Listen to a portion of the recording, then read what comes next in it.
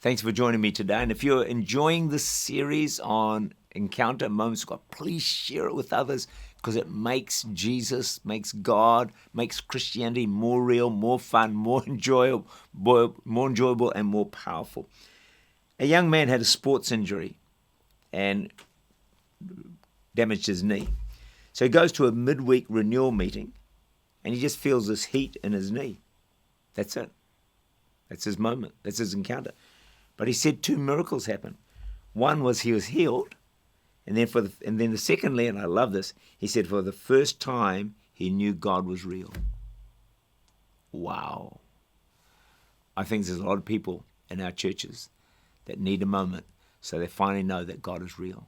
I think of a lot of our children raised in Christian homes. They need a moment, a real moment, a strong moment, definite moment where they know that God is real. It's a game changer. We need to pray it for our kids. And so I think it's time for the church to, again, lead the way and transform community, be the head and not the tail. And the key for that is encounters and moments with God. So here's another one. William Booth was sick and dying. I just love all these encounters because I think it's what makes Christianity real. And he's dying. He's taken to heaven. And he saw a book, a record of all his actions. He's overwhelmed. He'd wasted his life, virtually all his life, living for himself. Jesus stared at him silently. Imagine this. Booth said, "I wish some mountain would fall on me and hide me forever from his presence." Anyway, it goes on for a while, but then he says he felt God say, "Go back to earth. I'll give you another opportunity to become on my behalf a savior of men." Released him into his destiny because he wanted to become one of the great soul winners of generations. A vision, a dream, an encounter changed his life. So as I wrap this up, I want to ask a question. Why do you attend church? I mean, why? Why do Christians attend church? Some Christians on their busy day, busy week, got one day off. Why come to church? Why get up, get dressed, put on makeup, argue with the kids as you drive to church? If people don't really know why they come to church, they're not going to do it for long, or they're going to be very irregular in it. And then, because they're irregular, but then we have to entertain them more to keep them coming. So we have special events, we have extra lights, extra food, and all the rest of it. And beg people to come.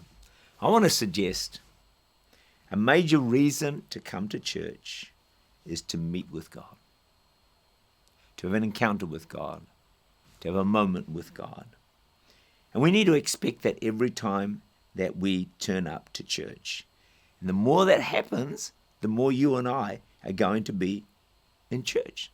So next time you're making your way to church, tell yourself, or get to church, tell yourself, I'm here to have a moment. I'm here to meet with God. When you're passionate for God and when you're hungry for God, you create an atmosphere around you whereby you can have a moment or an encounter. Don't think, these meetings, I'm coming to these meetings to see what the musicians have got. See how good the preacher is. See how welcoming the church is. No, forget all that stuff. Let that be. No, you come hungry to meet with God. Hungry to have that encounter, that moment. And say, God, I want that moment that transforms me so I can impact my world. In every meeting, in every church service, you have an opportunity to have a moment. You can come to church with low expectation, or you can come to church with high expectation. Say, I want my moment. Blessed are those who hunger and thirst. They shall be filled. Hungry people get the attention of God. The more hungry we are, the more we will have moments with God. The good news, you are designed by God to have moments with Him and encounters with Him. It's in your DNA. You were made for this. It's time for you to have a fresh encounter, a fresh moment that makes God more real in your life than ever before. May God richly and wonderfully bless you, especially with moments and encounters.